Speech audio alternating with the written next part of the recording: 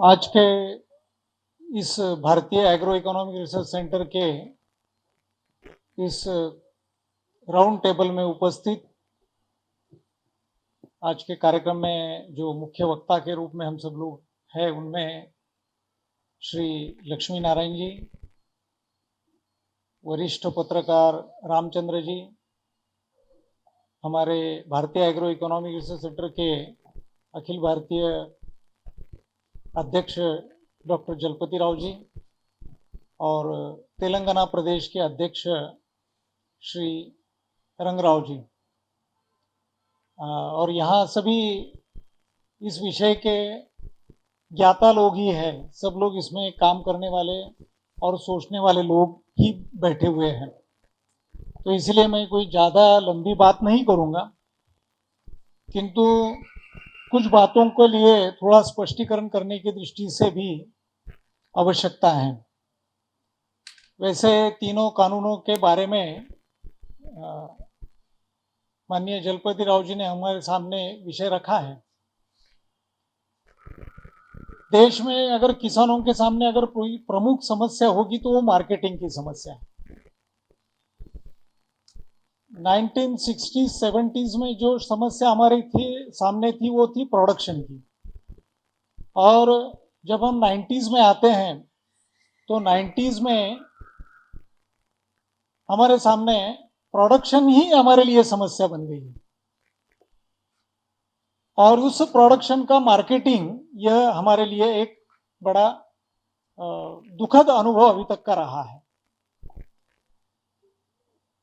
किसानों के आत्महत्याएं 80s के मिड से शुरू होती है, 86-87 से। लक्ष्मी नारायण जी रहे हैं उधर महाराष्ट्र में, तो वो ज़्यादा अनुभव किए भी होंगे उसका।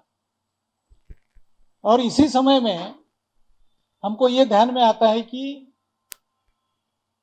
हमारा देश अनाज के मामले में स्वयं पूर्ण भी हो गया था।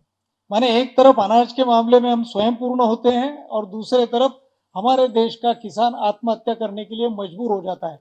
अगर ये किसी का फेल्योर होगा तो हमारी जो मार्केटिंग की पॉलिसी रही, मार्केटिंग के संदर्भित जो बातें रही, खास करके एग्रीकल्चर प्रोड्यूस, उसका ये मूलतः अपयश है।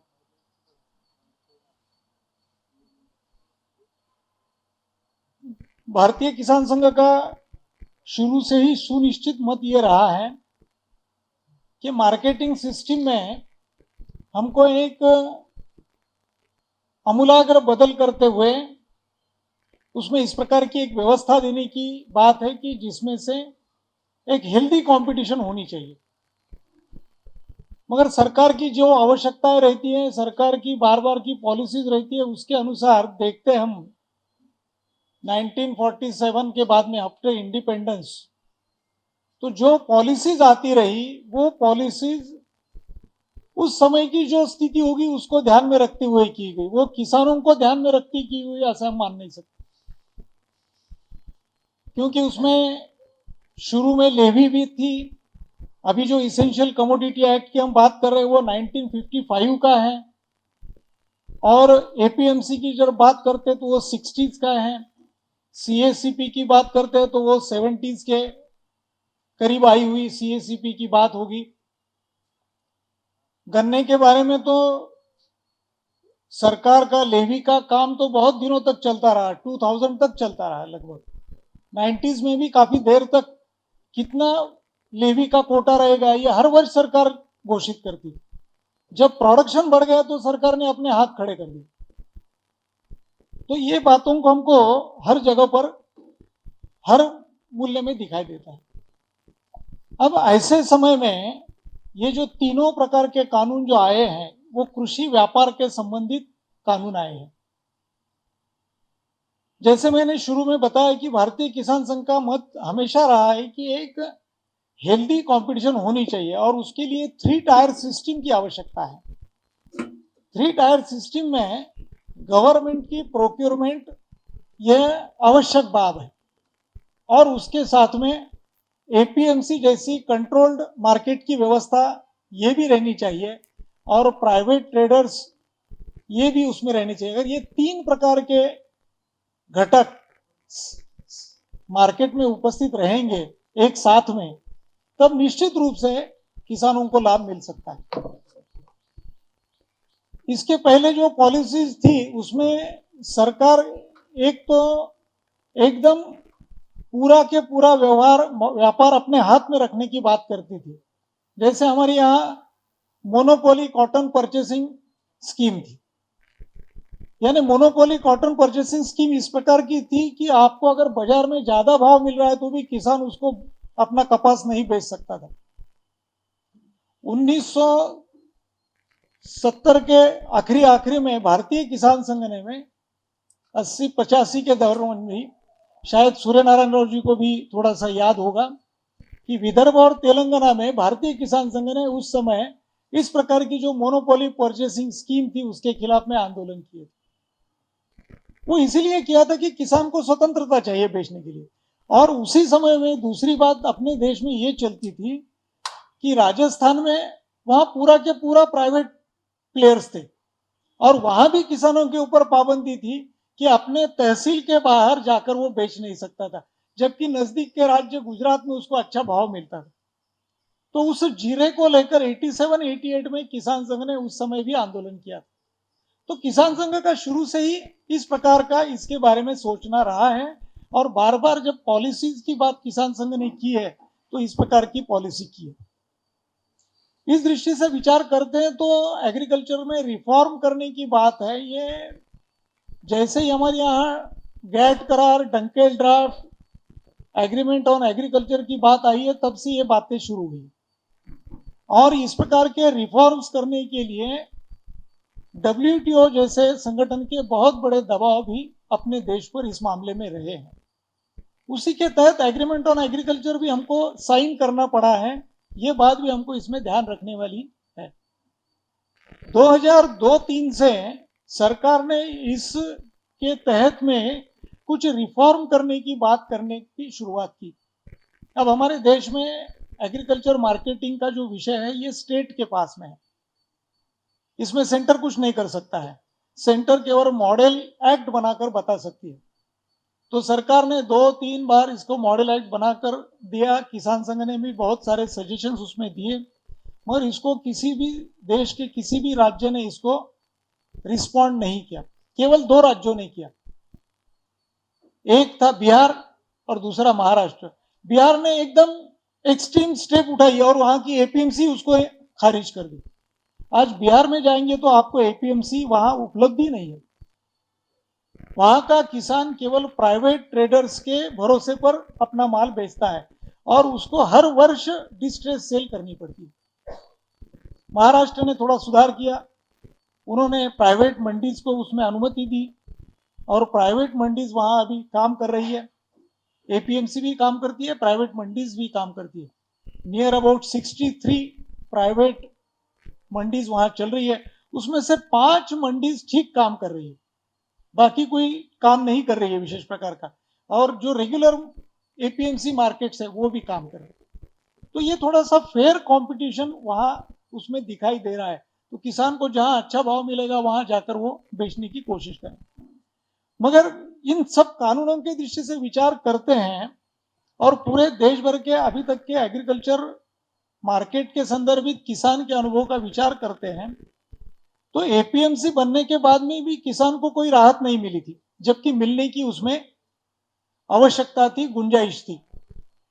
जैसे कि महाराष्ट्र के एपीएमसी में ये कानून है, ये नियम है कि वहां एपीएमसी में किसी भी एग्रीकल्चर प्रोड्यूस का नीलामी यानी ऑक्शन जो है वो बिलो एमएसपी नहीं होना चाहिए, ये वहां नियम है। मगर अभी तक के इतिहास में कभी भी ऐसा नहीं हुआ। हमेशा जो मार्केट रेट चलता है उसके अनुसार वहां बोली लगती है और बहुत बार 60-70% वो डिस्ट्रेस सेल ही किसान को करना पड़ता है एमएसपी के नीचे। तो इसीलिए जब ये कानूनों की बात आ रही है, सुधार की बात आ रही है, सरकार ये कह रही है कि हम किसानों के आय को 2 गुना करना चाहते हैं, तो इसीलिए जो कानून आए ये तो ठीक है। इस प्रकार की पहल होने की हमको बात करनी ही चाहिए थी। क्योंकि केवल एक सिस्टम के सहारे पूरे देश भर का व्यवहार चल सकता है, ये भी नहीं हो सकता है। इसीलिए इन कानूनों में अगर हमको आगे बढ़ते हुए बात करनी पड़ेगी तो हमको कुछ सुधार के साथ में इनको काम करने की आवश्यकता है। तो इन तीनों कानूनों के संदर्भ में जब विचार करते हैं तो मुख्य कानून जो है वो जो पहला कानून जिसको कहेंगे हम कि वन नेशन वन मार्केट वाला, तो वन नेशन वन मार्केट में सरकार ने निजी ट्रेडरों को किसान के पास में जाकर खरीदने के लिए अनुमति दी है। इट्स ओके, मगर हमारा इसमें यह सुझाव है कि इसमें एमएसपी के साथ में जोड़ने की आवश्यकता है, क्योंकि जब तक एमएसपी की लेवल फील्ड नहीं होगी तब तक ये बात नहीं हो सकती है। सरकार ये बार बार आश्वासन दे रही है, हम भी उसको विश्वास करते हैं।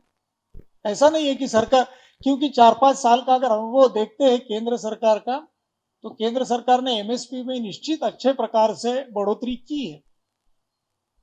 एक बहुत अच्छा उदाहरण हमारे सामने है 2017-18 का, जिस समय सरकार ने पल्सेस के एमएसपी बढ़ा दी थी, तो किसानों ने उसको बहुत अच्छे प्रकार से प्रतिसाद दिया था, रिस्पॉन्ड किया था, और सरकार के गोडाउन किसानों ने पल्सेस से भर दिए थे।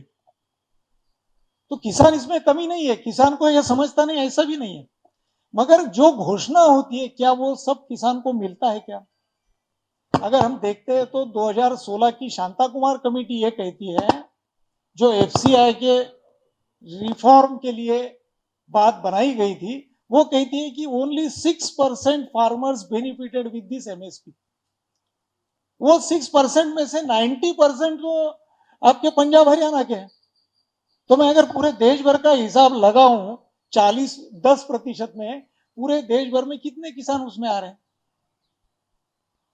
जब मैं उड़ीसा में जाकर बात करता हूं तो उनको एमएसपी पता ही नहीं है, सरकार की खरीद क्या होती है इसका पता नहीं है। बंगाल में जाकर बात करता हूं तो बंगाल के किसान को यह पता ही नहीं है कि ऐसी कोई बात होती है। आसाम में जाकर बात करता हूं, उनको पता नहीं है। जिन राज्यों में किसान थोड़ा बहुत संगठित है, बात करता है, आंध्र प्रदेश जैसा, तेलंगाना जैसा, महाराष्ट्र जैसा राज्य है, मध्य प्रदेश जैसा राज्य है, तो वहां तो लोगों को एमएसपी मिलने की बात हो जाती है, मगर बाकी किसान को कुछ भी मिलता नहीं है, वहां उसको डिस्ट्रेस सेल करनी पड़ती है। अभी एक कानून लागू होने के बाद की बात कर रहा हूं मैं कि कितना डिस्ट्रेस सेल मंडियों में होता है। अभी एजी मार्केट का सर्वे आया है, 10 दिन पहले सर्वे आया है। वो सर्वे ये कहता है कि within 2 months, October and November, there was the huge sale, और उसका पूरा के पूरा वो डिस्ट्रेस सेल है, उसका वैल्यूएशन उन्होंने किया है 1900 करोड़ रुपीस। 2 महीने का है केवल। 2 महीने में किसानों ने 1900 करोड़ रुपए का लॉस सहन किया। ये जबकि कंट्रोल्ड मार्केट की बात कर रहे हैं हम। जब अनकंट्रोल हो जाएगा, इतने सारे आ जाएंगे, तो कहां जाएगा किसान? तो इसीलिए किसान संघ का कहना यह है कि भाई आप खरीद रहे हैं, बात ठीक है, सरकार कह रही है, माननीय प्रधानमंत्री जी कह रहे, तो हमको विश्वास करना ही चाहिए कि वो खरीद रहे हैं। मगर हमारा कहना है कि आप ही क्यों बोझ ले रहे हो? इसको एमएसक्यू को लेवल फील्ड बना दो। आपको जो स्ट्रेटेजिक स्टोर करना है वो स्ट्रेटेजिक स्टोर करो, जो पीडीएस को डिस्ट्रीब्यूशन करने के लिए उसको बनाओ, फूड फॉर ऑल की जो सिक्योरिटी एक्ट बना है उसके लिए आपको जितना चाहिए उतना बनाओ, बाकी का उसके लेवल पर चलने दो। तो ये किसान संघ की बहुत पहले से भूमिका इसमें रही है कि इसको एमएसपी के साथ में लिंक करने की आवश्यकता है। अगर इसके लिए आवश्यकता है तो आधार पर खरीदने की व्यवस्था दी है। तो ये बात कोई हमारे समझ में नहीं आती है, क्योंकि आज भी ऐसे व्यापारी आकर किसानों को धोखा देकर निकल जाते हैं बहुत सारे, और अभी भी ये उदाहरण होते ही जा रहे हैं। तो इसको कहीं ना कहीं तो भी रजिस्ट्रेशन की व्यवस्था होनी चाहिए, उसके साथ में उनकी बैंक सिक्योरिटी होनी चाहिए। हम लाइसेंस की बात नहीं कर रहे हैं, लाइसेंस की तो एपीएमसी में चलेगी, मगर ये लाइसेंस न करते हुए कहीं ना कहीं रजिस्ट्रेशन स्टेट लेवल पर, सेंटर लेवल पर होना चाहिए, और वो पोर्टल के द्वारा सब किसानों को उपलब्ध होना चाहिए, ताकि हम पता कर सके कि मेरे पास में आया हुआ किसान ये सही है क्या नहीं है। दूसरी बात है कि इसमें जो विवाद आ रहे हैं, उन विवादों का निपटारा करने के लिए एक अलग प्रकार की एक कोर्ट की सिस्टम देने की आवश्यकता है। आज रेवेन्यू कोर्ट्स के पास में इन्होंने भेजा है, जो रेवेन्यू डिपार्टमेंट के बारे में हम सब लोग जानते हैं कि वहां कितना प्रेशर रहता है काम का और उसको किस प्रकार से मैनिपुलेट किया जाता है। तो किसान को थोड़ा सा अगर राहत देने की बात होगी तो एग्रीकल्चर कोर्ट्स डिस्ट्रिक्ट लेवल पर बनाने चाहिए और उसमें उसको राहत की बात करने की आवश्यकता रहेगी। तो इस प्रकार से अगर करेंगे और उसके लिए कोई विशेष खर्चा करने की भी आवश्यकता नहीं है। जैसे आपने कंज्यूमर कोर्ट बनाए हैं, लेबर कोर्ट बनाए हैं, सरकारी अधिकारियों के लिए कोर्ट चलता है, सबके लिए कोर्ट चलते हैं और किसान के लिए ही कोर्ट नहीं चलता है उसका, उसको कहते हैं सिविल कोर्ट में जाने की बात कर रहे हैं। सिविल कोर्ट में जाएंगे तो और धक्के खाने पड़ेंगे। तो इसलिए हमको एक एग्रीकल्चर कोर्ट्स की बात करने की आवश्यकता है। और जो तीसरी बात है, जो इसेंशियल कमोडिटी एक्ट्स की दृष्टि से जो बात हम लोगों ने उठाई है, बाकी तो बातें जो है उसको हम थोड़ा सा अगर उसके रूल्स रेगुलेशन के साथ में चलेंगे तो उसको काफी कुछ ठीक कर सकते हैं। जैसे कि कॉन्ट्रैक्ट फार्मिंग में अभी इसमें तो ये उन्होंने दिया है कि भाई केवल फसल का ही इसमें कॉन्ट्रैक्ट होगा। तो उसी दृष्टि से हमको अभी चिंता, जो पहला कानून आ रहा था कॉन्ट्रैक्ट फार्मिंग का, उसमें जमीन के साथ में भी इस प्रकार की बात हो रही थी, तो किसान संघ ने उसका भी विरोध किया था। अब ये थोड़ा परिवर्तन इसमें आया है कि फसल का ही उसमें होगा, या डेयरी उत्पाद लेते हैं तो डेयरी उत्पाद का ही उसके साथ में कॉन्ट्रैक्ट हो पाएगा और वो भी 5 साल तक रहेगा। 1 साइकिल टू 5 साइकिल्स इतना ही उसका रहेगा। तो ठीक है, इसमें हो गया, मगर इसमें जो और कुछ रूल्स रेगुलेशन में करना चाहिए कि उसमें जो क्वालिटी माल अगर किसी नेचुरल कैलामिटी के कारण उसमें गिरावट आती है तो उस संबंध में क्या होगा, जो इनपुट स्पॉन्सरर दे रहा है उसके संदर्भित क्या बात रहेगी, उसकी कीमत कौन तय करेगा, whether it is a market price और दिस ओन, वो मार्गदर्शन करने वाला है, सलाह देने वाला है, सलाह की कीमत कितनी हो सकती है, सलाह की कीमत कुछ भी हो सकती है, 1 रुपए से कितनी भी हो सकती है, तो उसका क्या रहेगा, ये सब रूल्स रेगुलेशन में लाकर आना पड़ेगा। वो जो रूल्स रेगुलेशंस बनेंगे, जो मेमोरेंडम ऑफ अंडरस्टैंडिंग बनेगा, वो लोकल लैंग्वेज में और इसमें भी होने की आवश्यकता रहेगी। तो ये रूल्स रेगुलेशन के सहारे उसमें कुछ बातों को जोड़ सकते हैं, मगर एमएसपी का जो विषय है वो वहां भी लागू करने की आवश्यकता है। जो इसेंशियल कमोडिटी एक्ट की बात है, इसेंशियल कमोडिटी एक्ट में ये है 1955 का। 1955 की हमारी एग्रीकल्चर प्रोडक्शन की स्थिति और 2020 की इसमें काफी अंतर है। इसको ध्यान में रखते हुए किसानों की ये बहुत दिनों से मांग थी कि इसको कहीं ना कहीं तो भी ठीक तरह से एड्रेस करने की आवश्यकता है। तो सरकार ने अभी इस प्रकार से एड्रेस कर दिया है कि हो सकता है कि किसानों को 2 पैसे ज्यादा मिलेंगे, मगर इसमें उपभोक्ताओं का नुकसान होने की पूरी पूरी संभावना बनी हुई है, क्योंकि इसेंशियल कमोडिटी एक्ट को इंप्लीमेंट होने की दृष्टि से कुछ कंडीशंस उन्होंने डाली है। वो कंडीशंस इस प्रकार से हैं कि जब कभी युद्ध की स्थिति बन जाएगी, कभी फ्लड आएगा, कभी अकाल हो जाएगा यानी ड्राउट हो जाएगा, या कोई भूकंप जैसी स्थिति आ जाएगी, तो ऐसे समय में उसको लागू कर सकते हैं। दूसरा उन्होंने कंडीशन ये दिया है कि इफ द पेरिशेबल गुड्स का रिटेल प्राइस 100% बढ़ जाता है 3 साल के एवरेज पर, तो वो लागू हो जाएगा, और नॉन पेरिशेबल के मामले में 50% बढ़ने की बात की। मगर इन दोनों भी एग्जम्पशन, इन दोनों भी रिस्ट्रिक्शन से जो बड़े कारपोरेट उद्योग इसमें आएंगे उनको पूरी तरह से एग्जम्प्ट कर दिया है। जो कारपोरेट सेक्टर प्रोसेसिंग के लिए या एक्सपोर्ट करने के लिए प्रोक्योरमेंट करेंगे तो उनके इंस्टॉल्ड कैपेसिटी तक उनके ऊपर ये लागू नहीं होगा।